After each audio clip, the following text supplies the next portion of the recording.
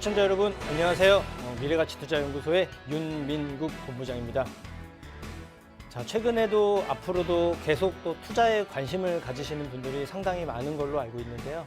최근에 많이 머리들이 아프실 거예요. 왜냐하면 가격은 계속 오르고 있지, 그리고 전망도 또 이제 계속 오른다는 얘기들이 속속 들리고 있고, 또 뭔가를 준비하려고 작은 금액으로 뭔가 하려고 하시는 분들도 최근에 또 공공 관련해서 현금 청산이라든가 이런 불확실성까지 있기 때문에 결정 내리시기가 쉽지 않으실 겁니다. 혼자 고민하지 마시고 저와 함께 의논하신다면 분명히 올바른 해결책을 찾을 수 있을 거라고 믿어 의심치 않습니다. 자, 오늘 강의 시작하도록 하겠습니다. 네. 최근에 이제 앞으로 또 이제 추석 이후에 이제 부동산 시장이 과연 어떻게 흘러가게 될지, 또 과연 투자를 계획하고 있는 사람들의 입장에서는 다시 또 혹시 다 떨어지진 않을까, 지금 준비해도 괜찮은 건지, 많이 오른 게 아닐까, 이런 거에 대한 부분들이 많이 걱정이 되실 텐데요. 최근의 흐름, 그리고 이제 앞으로 어떻게 흘러가는지 기본적인 내용을 알고 계신다면은 준비하시는데 많은 도움을 받으실 수 있으실 겁니다. 자, 최근에 이제 흐름 같은 경우는 규제 자체가 계속 오랫동안 관련된 계속 규제가 강화되고 있어서 그런 상황에서 계속 가격은 오르고 있다는 거예요. 자, 계속 가격이 오르기 때문에 정부는 이제 규제를 계속 하는데, 그럼에도 불구하고 계속 지속적으로 가격이 상승하고 있다. 이걸 이제 어떻게 해석을 해야 되냐?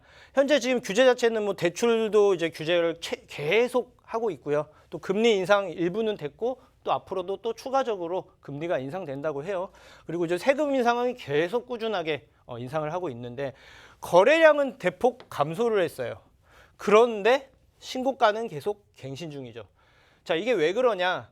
자, 이제 규제를 계속 함에 있어서 그러면 이게 계속 가격이 계속 떨어지지 않을까라는 염려하시는 분들이 있는 반면에, 보유하고 있는 사람들 입장에서 볼 때는 계속 규제도 하고 세금도 인상하기 때문에 그 내용, 더 부과되는 세금 그리고 금액적인 부분을 세입자라든가 다른 부분으로 전가를 시키는 경우들이 많이 있습니다. 그리고 또 앞으로 또 이제 개발이라든가 뭐 교통도 새롭게 생긴다고 하고, 새로운 또 뭐 신도시라든가 아니면 공급 계속 발표한다고 하고, 개발이 계속 주를 이루고 있다 보니까 가격이 오르겠네라고 뭔가 매수하려는 사람들은 강한 반면에, 보유하고 있는 사람들 입장에서는 계속 오를 것 같은데 계속 매도하는 것보다는 계속 보유해도 좀 더 가격 상승할 것 같아.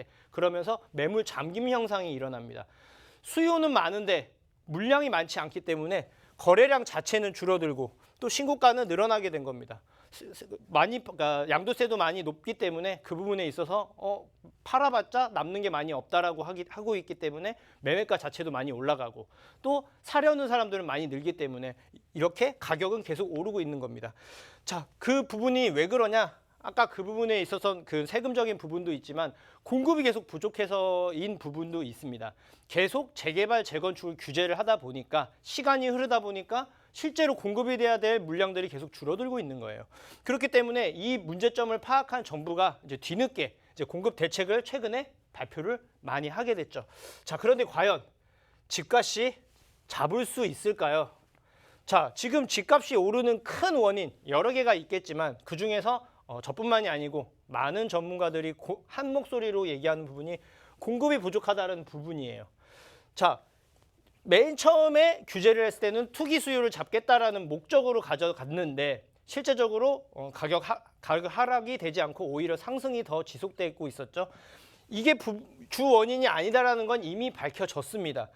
자, 그런데 공급 부족이 아까 말씀드렸지만 재개발, 재건축을 이제 규제를 하다 보니까 공급 물량이 많이 줄어드는데, 이거를 계속 몇만 호, 몇십만 호, 100만 호 이상 하겠다고 최근에 계속 발표를 하는데, 과연 그 공급이 얼마나 빨리 낼 수 있을까냐가 관건인데요.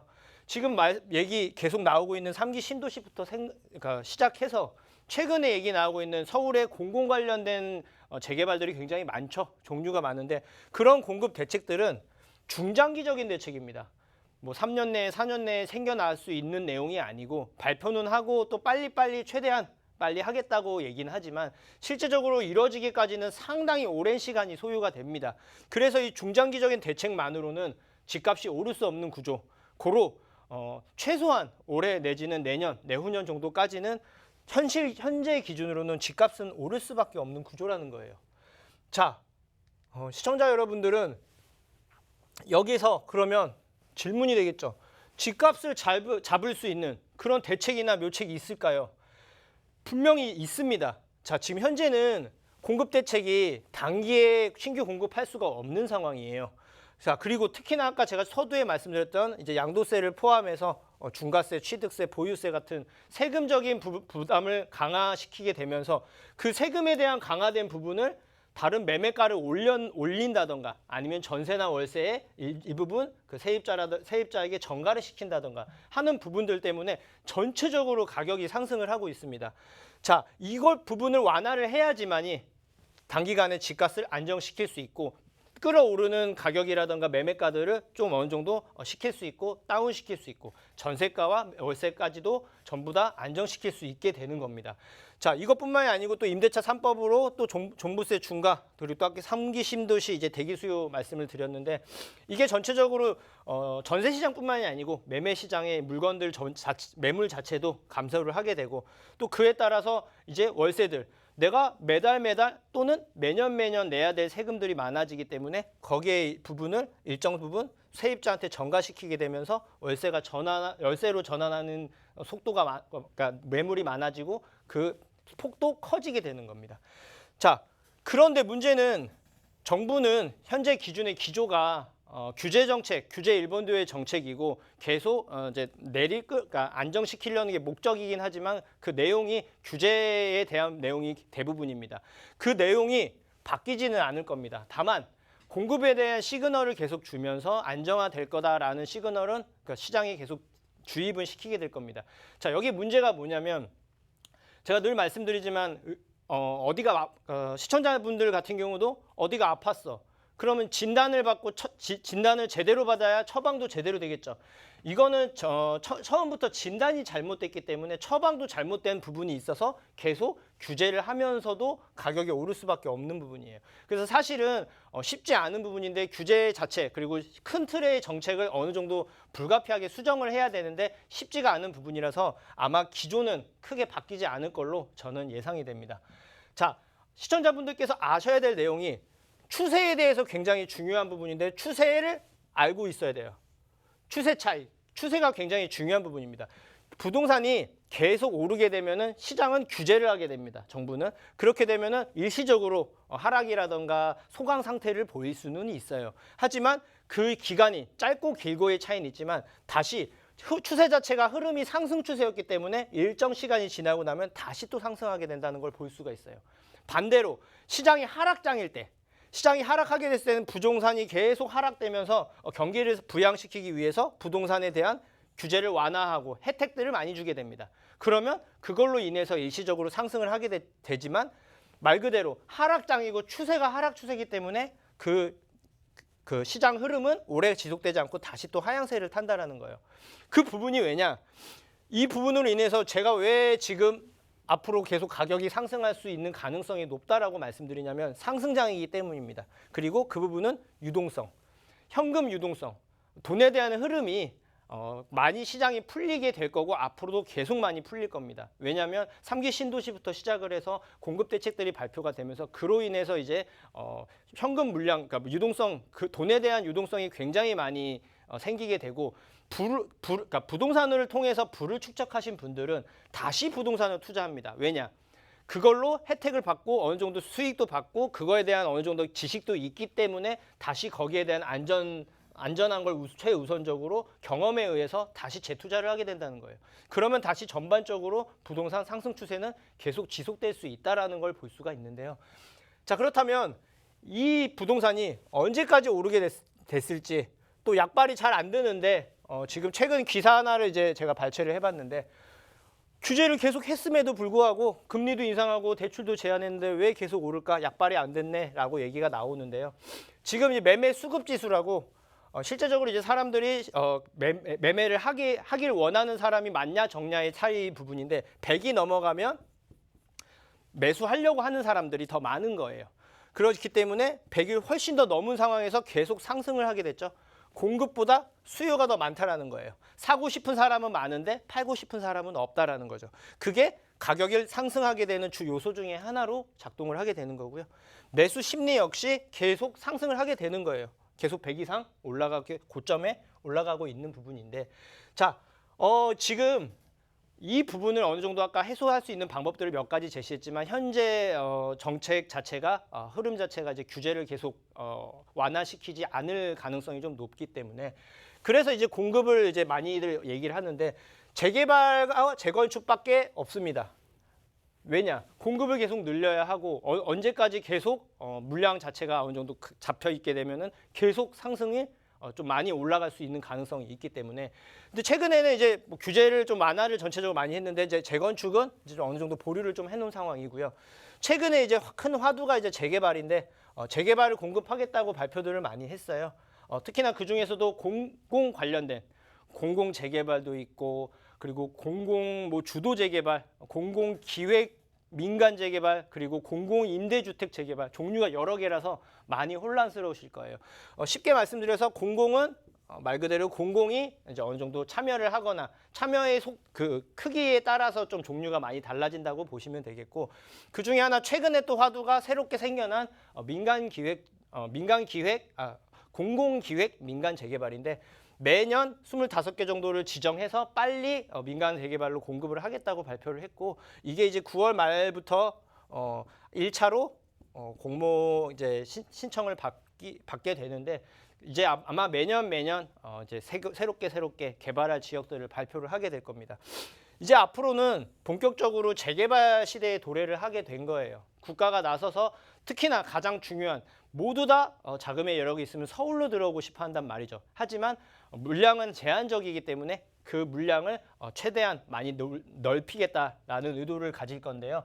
자, 그렇다면은 여기에 있어서 이 내용을 바탕으로 정부 정책을 보고 소액 투자를 계획하고 있는 사람들은 어떤 생각을 가지고 있어야 되나, 어떻게 지켜봐야 되냐를 중요한데요. 자, 재개발이 진행되고 있는 곳은 가격이 비싸서 투자가 힘들죠. 이미 진행하고 있는 곳으로 뭐 현금 자체가 뭐 소액 몇 억, 1억, 2억 이런 정도가 아니고 10억 이상 넘어가는 경우가 허다하죠.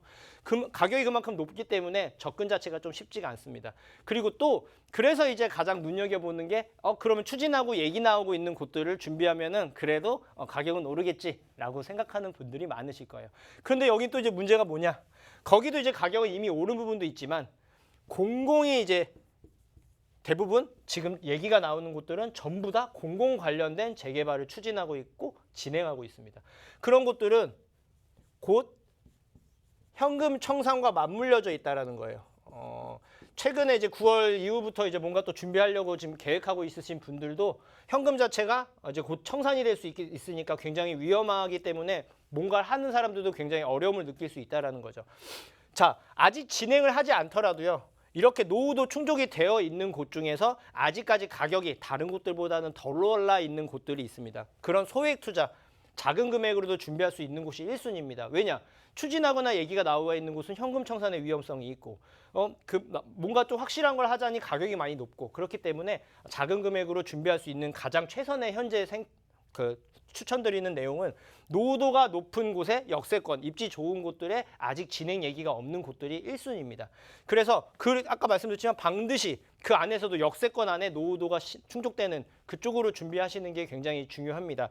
거기에 있어서뿐만이 아니고 이제 서울 재개발 관련돼서 소액 투자 유망지에 대해서 궁금하신 분들, 투자를 계획하신 분들은 02-2638-3956으로 편하게 연락 주시면 저랑 같이 의논해서 좀 더 올바른 선택, 충분한 선택을 합리적인 선택 하실 수 있게끔 도와드리도록 하겠습니다. 오늘 준비한 강의 내용은 여기까지입니다.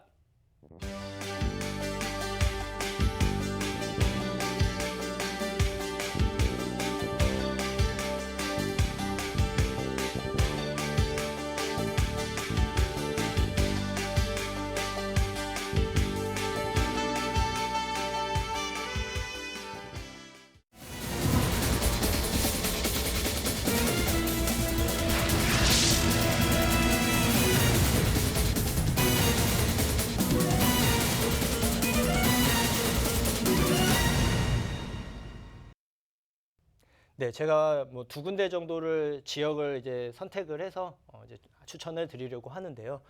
서울시 성동구 용답동의 투룸 다세대를 제가 준비를 해봤어요. 성동구 용답동 같은 경우는 이제 마용성이라고 하죠. 지금 최근에 앞으로도 가장 발전을 많이 이루어질 곳이 마용성이다라고 얘기하는 전문가분들이 굉장히 많으신데 마포, 용산, 성동구를 일컫는 말입니다. 근데 이제 문제는 뭐냐? 마포, 용산, 성동구 중에 이제 재개발을 할 수 있는 여력 있는 곳들이 이제 거의 많지가 않아요. 가격이 이미 많이 진행 중이라서 많이 올라 있거나 이미 많이 높거나 앞으로 할 수 있는 가능성이 있는 곳들, 노후도가 충족되는 역세권에 위치한 입지 좋은 곳들이 거의 없습니다. 그 중에서도 이제 거의 몇 개 남지 않은 지역 중에 하나가 이제 용답동이라고 볼 수가 있는데요. 해당 같은 경우는 용담역에서 도보 한 3, 4분 거리 2호선, 그리고 5호선도 3, 4분 거리, 용담역과 답십리역, 2호선과 5호선을 더블 역세권을 이용할 수 있는 초역세권에 위치해 있고요. 그리고 투룸 다세대로 이루어져 있습니다. 실면적은 11평에서 13평 정도로 보시면 되시고 시세는 4억 1천에서 4억 2천 정도로 보시면 되는데 실투자금, 그러니까 전세를 끼고 갭 투자를 하게 됐을 경우에 실제적으로 들어가는 비용은 1억 1천에서 1억 3천 정도로 보시면 되십니다. 자, 여기 같은 경우는 이제 주목하셔야 될 부분이 제가 항상 가장 강조하는 재개발 진행 중인 곳의 인근을 주목하라고 말씀을 드렸는데요. 재개발 진행 중인 곳의 인근이 무조건 좋다는 게 아니고 인근이면서 똑같은 내용의 노후도라든가 이제 재개발을 할 수 있는 환경적인 요소가 갖춰져 있냐를 봐야 됩니다. 그런 곳에 서울 중심지면 더더구나 좋으실 거고 그 안에서도 더블 역세권은 찾기도 힘드실 겁니다. 소액 투자를 생각하시는 분들 같은 경우는 그런 곳에 노후화된 지역 중에 대표적인 곳이 바로 용답동인데요. 여기 같은 경우는 이제 상습 침수 구역이라서 이제 재개발 자체가 이제 시급한 지역으로 원래 선정이 되어 있던 곳입니다. 그래서 이 부분, 이 일대를 포함해서 지금 일부분은 새롭게 또 이제 재개발을 확정돼서 새롭게 올라가고 있는 상황이죠. 자, 내용을 한번 지도를 통해서 한번 살펴보면요. 답십리역이 있고 5호선에 그리고 2호선에 용담역이 있는데 이 답십리 바로 그 해당 위치한 지역 쪽 바로 위쪽에 이제 새롭게 지금 재개발을 확정돼서 진행을 하고 있습니다. 주변이 새롭게 바뀐다라는 건 굉장히 좋은 소식이고요. 그 내용도 똑같이 노후도가 심하고 똑같이 개발할 수 있는 환경적인 요소가 갖추어 있다고 한다면 최근 흐름을 봤을 때는 뭔가 새롭게 변하는 게 눈에 보이게 되면 그 주변에 또 사람들이 또 실제적으로 뭔가 우리도 바꿔야 되지 않냐라는 실제적인 움직임이 일어나게 돼요. 아직까지는 실제적으로 보이는 게 없기 때문인데 이제 새롭게 이제 곧 보이기 때문에 그로 인해서 뭔가 얘기가 나오고 새롭게 발전할 수 있다라는 개발, 바뀔 수 있는 기대감을 가질 수가 있는데요.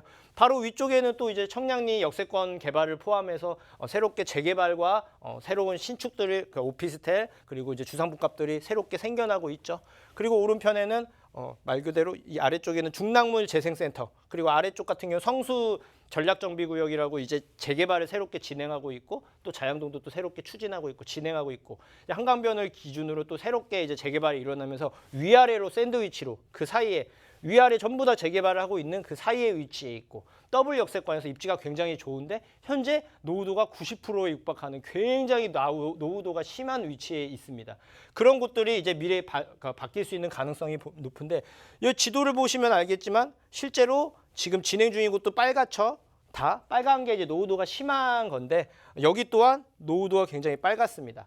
그렇기 때문에 이 안에서도 물론 개별적으로 움직임이 있을 수도 있고 크게 바뀔 수도 있지만 이 안에서 중요한 부분은 노후도가 심한 지역 안에 들어가 있으면서 답십리역과 용담역과 최대한 가깝고 이 새롭게 바뀌는 곳에 가까운 곳이 가장 가치가 높은 곳이겠죠. 그런 곳들로 항상 눈여겨서서 투자를 한다 그러면 정확한 목적과 확실히 가격이 오를 수 있는 몇 가지 요소가 있는지를 살펴봐야 되는데 자, 이렇게 내용을 말씀을 드렸는데 정리를 한번 해드리자면 이제 현재 시세는 4억 1천에서 2천 정도라고 보시면 되고 전세 시세는 2억 8천에서 3억 정도입니다. 실제적으로 전세를 끼고 갭 투자를 하게 됐을 경우에 내가 실제적으로 현금 들어가는 비용은 1억 1천에서 1억 3천 정도로 보시면 됩니다. 그래서 이 용답동은 노후도가 심한 곳의 더블 역세권, 서울 중심지의 마용성으로 위치해 있는 곳이기 때문에 입지적으로도 우수하지만 미래 가치가 굉장히 높아질 가능성이 높다라고 보시면 되시고요. 자, 그리고 두 번째로 준비한 지역은 성북구에 위치한 석관동입니다. 석관동 같은 경우에는 투자적인 목적도 이제 장위 뉴타운이 새롭게 바뀌면서 투자자들도 많이 유입이 되고 있지만 실거주 목적으로도 많이 찾는 지역이기 때문에 그 중에서도 희소 가치를 높이기 위해서 3룸으로 준비를 해봤습니다. 자, 여기 같은 경우는 6호선 상월공역의 도보 2분 거리에 위치해 있고 3룸으로 이루어져 있으며 실평수는 약 14평에서부터 18평 정도 됩니다. 자, 그만큼 굉장히 커요. 대부분 아마 지금 새롭게 지어진 것들, 몇 년 이내에 지어진 것들이 가치가 굉장히 높고 많이들 사람들이 신축에 대한 수요가 많아지면서 가격이 많이 오르고 있는데 대부분 미니멀하게 투룸만 하더라도 실평수 10평, 11평이 거의 대부분일 거예요. 그리고 3룸은 거의 짓지도 않는 경우들이 많습니다. 하지만 여기는 평수가 굉장히 크고 3룸, 그래서 2인 가구가 아닌 그 이상의 가구들의 수요도 받을 수 있는 희소 가치가 있다는 점에서 주목할 만하고요. 시세는 4억 1천에서 5억 3천 정도를 하고 있고 실제 투자 금액, 전세를 끼고 실제 내가 들어가는 현금은 약 1억 정도로 보시면 됩니다. 자, 지금 간략하게 요약을 해드리자면 여기 또한 재개발 진행 중인 곳의 인근입니다. 바로 옆에, 바로 길 건너에 장인 뉴타운이 크게 재개발을 하고 있고 일부는 완성이 되어 있고요. 그리고 저층 주거지, 노후화된 역세권의 위례 가치는 높습니다. 재개발가 가능하다고 노후도가 높다고 무조건 되는 게 아닌데 여기는 가장 빨리 되고 가능성이 높은 게 그 안에서 저층 주거지가 가장 1순위예요. 지금 해당 지역은 저층 주거지로 이루어져 있기 때문에 가치가 굉장히 높아질 가능성이 큽니다. 그런 가능성이 높은 곳에 희소성이 있는 대부분이 투룸인데 3룸의 신축 이런 것들을 부동산을 잡는 게 중요한데요. 위치 한번 살펴보겠습니다. 상울공역 바로 앞쪽에 위치해 있고요. 여기 같은 경우는 바로 위에 길만 건너면 장인 뉴타운이 크게 이루어져 있고 일부는 완성이 되어 있고 또 바로 길 건너 앞쪽 일부는 장인 15구역부터 시작해서 최근에 이제 조합 설립되려고 하고 있고 원래 잘 안 되고 해제되고 막 문제가 있었던 곳인데 잘 추진해서 지금 문제 없게 새롭게 바뀔 가능성이 높고 지금 이미 거의 확정시 되어 있는 상황인데 그런 변화의 근처로 가는 게 중요합니다. 이 안에서 노후도가 심한 여기도 노후도가 보시면 심하지만 여기 또한 노후도가 심하거든요. 일부는 노후도가 좀 심하지 않은 곳들이 있는데 여기 석관동이라고 무조건 노후도 심해서 무조건 다 되는 부분이 아닙니다. 그 안에서 되는 지역이 있고 안 되는 지역들이 있을 거예요. 최소한 역에서 가깝고 노후도가 어느 정도 높은 상황에서 저층 주거지로 이루어진 그런 곳들을 준비를 하셔야 이게 새롭게 바뀔 가능성이 높다라는 겁니다. 입지적으로도 상당히 우수하고 주변에 큰 변화 그리고 안정적인 수익을 여긴 기대할 수 있고요. 이주 수요까지도 계속 향후 몇 년 동안 추가적으로 생겨날 거라서 가격 상승도 꾸준히 될 것으로 예상이 됩니다. 실거주 겸 투자 목적으로도 굉장히 많이 저는 추천을 드리는 지역이고요.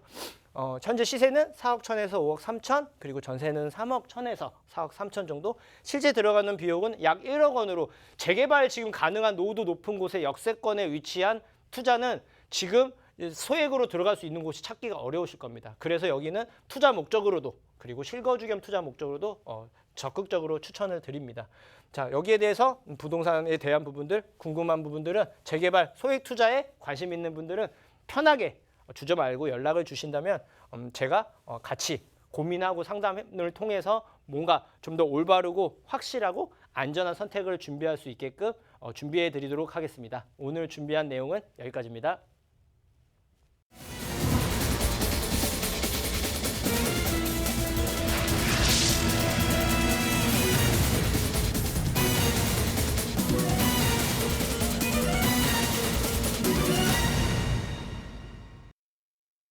네, 추석 이후에 이제 뭔가를 해야 되는 사람들, 뭔가 준비를 해야 되는데 여차저차 바쁘다 보니까 이제 준비를 못했던 분들, 그리고 이제 경험이 많이 부족하다 보니까 확실하지 않을 것 같아서 겁이 나서 준비를 못 하시는 분들도 상당히 많을 거라고 생각을 합니다. 어떤 분이든 중요한 부분은 저도 지금 흐름을 보면은 당분간 계속 상승할 수 있을 가능성이 크고 특히나 이제 재개발이 화두고 앞으로 그 내용은 지속될 거기 때문에 그 내용에 발맞춰서 미리미리 선점하는 지혜가 필요합니다. 같이 고민하고 같이 의논해서 좀 더 올바른 선택할 수 있게 도와드릴 거니까요. 편하게 연락 주시면 많은 도움 드리도록 하겠습니다. 다음 이 시간에도 찾아뵙겠습니다.